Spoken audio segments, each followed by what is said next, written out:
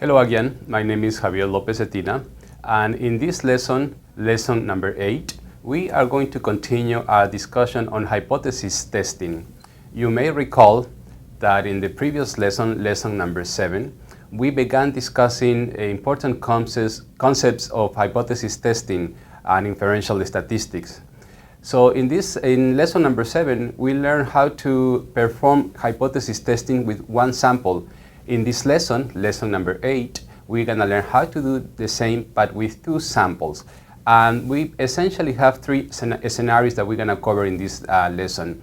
Hypothesis testing for two proportions, hypothesis testing for two means when we have independent samples, and hypothesis testing for two means when we have matched pairs or pair samples. At this point, if you are clear about what independent and matched pairs are, don't worry, this is coming up down in this video lecture, and then we'll cover the definitions. But for now, we're going to start with hypothesis testing for two proportions. One of the good news about this lesson is that even though the formulas look kind of like intimidating, we need to cover the formulas because the formulas allows us to see the connection between the numbers, the mathematics, and the statistical concepts that we are covering here. But the good news is that by the time we need to actually compute these numbers, we are going to use technology. And technology is essentially a statistical calculator, StatDisk, that has been mentioned in previous lectures, and that we're going to demonstrate how to use it to solve some of these problems. So let's begin by getting familiarized with the notation that is part of the formula for hypothesis testing for two proportions. When we have two proportions, we essentially are looking at two sets of numbers, right? For population 1, the notation stands P1 is equal to the population proportion, right? Then we get another element that is going to show up in the formula is N1, that's the size of the sample.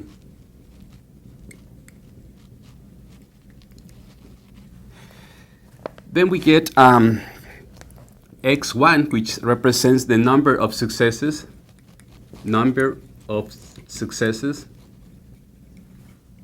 in the sample. And then, of course, you may recall also from previous lectures that the sample proportion is represented by P hat sub 1 equal to the number of successes divided by the sample size. And then also you may recall from previous lectures that in these formulas we need to use another term, which is Q hat. So Q hat 1 is equal to 1 minus P hat 1. Now that's for population 1. Now let's do the notation for population 2. And here we get the corresponding numbers will be P2 and N2. Then X2, and then the sample proportion P hat 2 is equal to X2 divided by N2. And again, we also use in this formula Q hat 2, which will be 1 minus P hat 2. So this is the notation that we're going to use, and it's going to appear in the formula. There are some other numbers that we need to be familiarized with, but they are coming down as we continue demonstrating this problem.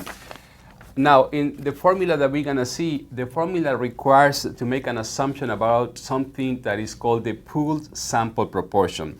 So the pooled sample proportion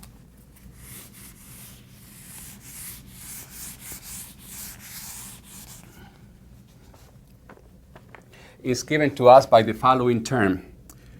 P bar equal to this number of successes on the first sample plus the number of successes in the second sample divided by the sample size in the first sample plus the sample size in the second sample.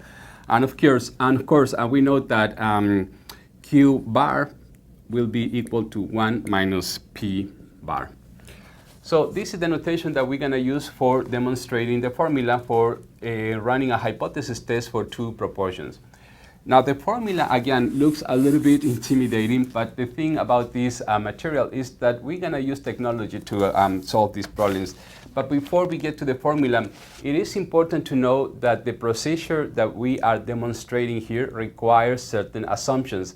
In my class notes posted on my website, the assumptions are discussed in more detail, but two very important assumptions here are that we have proportions from two independent simple random samples. That's a very important assumption in order to use this procedure. The second one is that for each of the two samples, the number of successes is at least 5 and the number of failures is at least 5. So now that we are covered the assumptions needed for this test, then we can take a look at the formula. But remember one more time that when we do hypothesis testing, we need to work with null hypothesis and an alternative hypothesis. We covered some of this material already in the previous lesson, but just to remember some of this important information, the null hypothesis will be represented here as H sub O is equal to the proportion in the proportion of the first population equal to the proportion of the second population, and then the null hypothesis may come in 3 different flavors. You may remember this from the previous lecture, right? One of the flavors is P1 not equal to P2, which, by the way, this is the kind of test that we call a two-tail test. Then another form that the alternative hypothesis may take is P1 less than P2, and then the last one, which is P1 greater than P2. So those are these are the null hypotheses and the 3 forms of the alternative hypothesis. Now let's move on to actually looking at the terms of the formula. And one more time, when we begin to calculate this, we're gonna do it with technology. The formula for doing hypothesis testing for 2 proportions is a long formula, but let's go slowly here, and then you'll see how the notation that we introduced at the beginning of this lecture, it all is coming up here in this formula.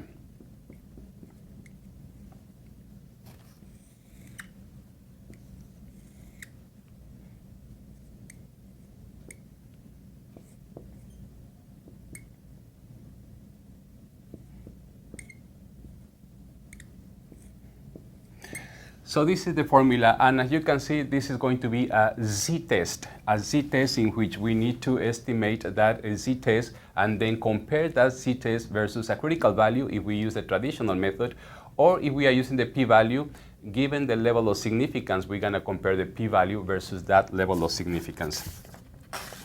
So one of the things that we need to do here is a very important thing here. Under this procedure, this term of the formula is assumed to be 0. That's under the null hypothesis. Basically, we are saying that the difference between the 2 proportions is equal to 0. That's the assumed in the null hypothesis. So once that we obtain a z, the next step is to compare again z versus the critical value, or compare the p-value versus the level of significance given in our problem. We can also estimate confidence intervals for the difference between the proportions. And that formula looks very similar to the formula that we use in previous lessons for confidence intervals. The formula requires that we estimate something that is called the margin of error. And the margin of error is estimated by E, which represents the margin of error, equal to the critical value Z alpha over 2, and then multiply by P hat 1 times Q hat 1 divided by N1 plus P hat 2 times Q hat 2 divided by N2. That's how we get the margin of error. And one more time, we're going to get that with technology. The important thing is to see how the terms from the notation, they are coming all together in this formula.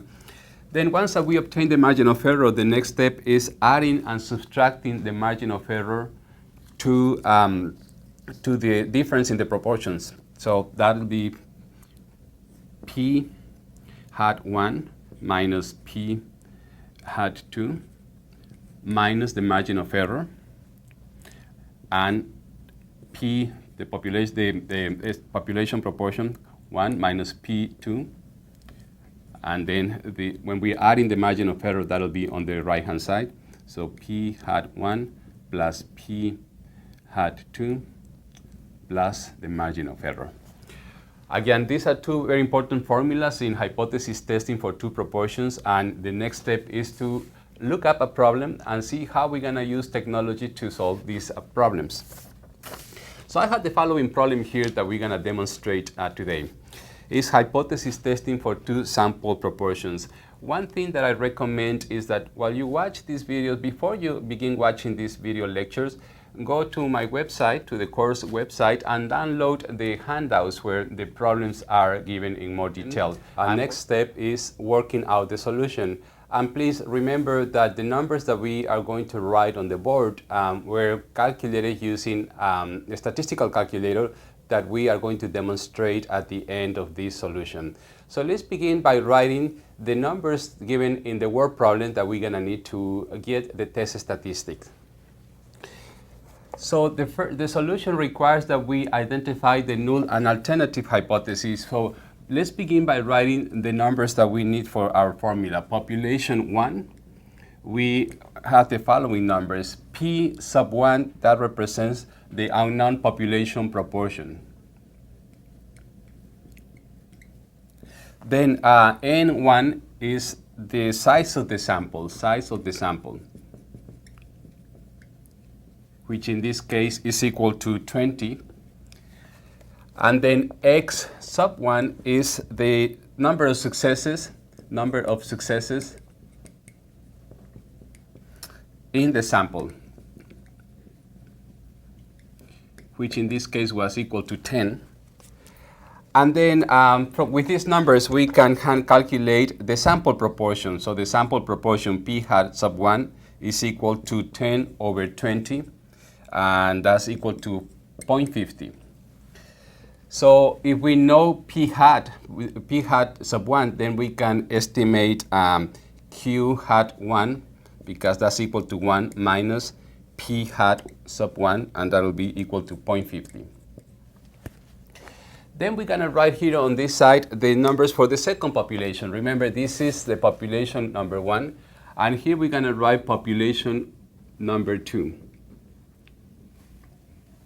So here we get for the sample size for the second population, we get this size of 2,000. And then for the number of successes, we get 14. And then P hat sub 2 is equal to 14 over 2,000, which is equal to 0.71. And we also can calculate the value of Q hat sub 2 by just simply doing 1 minus P hat sub 2, and that's equal to 0.29. Also, remember, this is a very important piece of information, that the significance level in this problem, the significance level was given as 0.05, and that we are required to calculate or to construct a 95% confidence interval. So with this number, the first thing that we need to think about is the direction of the test. The direction of the test is derived from the word problem, and in the word problem, they were telling us to run a test to see if the two proportions are similar. So the null hypothesis will be H sub 0 is equal to P1 equal to P2. That's the null hypothesis.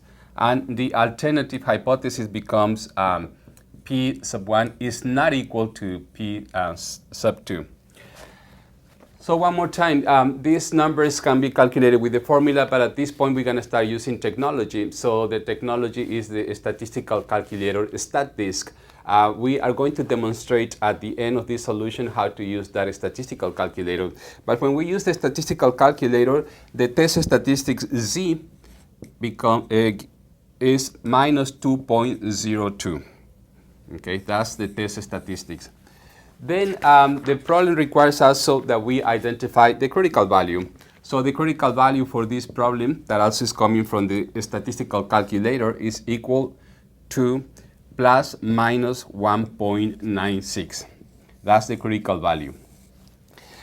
Then also we are required to write the p-value. So the p-value for this problem, the p-value is going to be equal to 0.04. That's the p-value.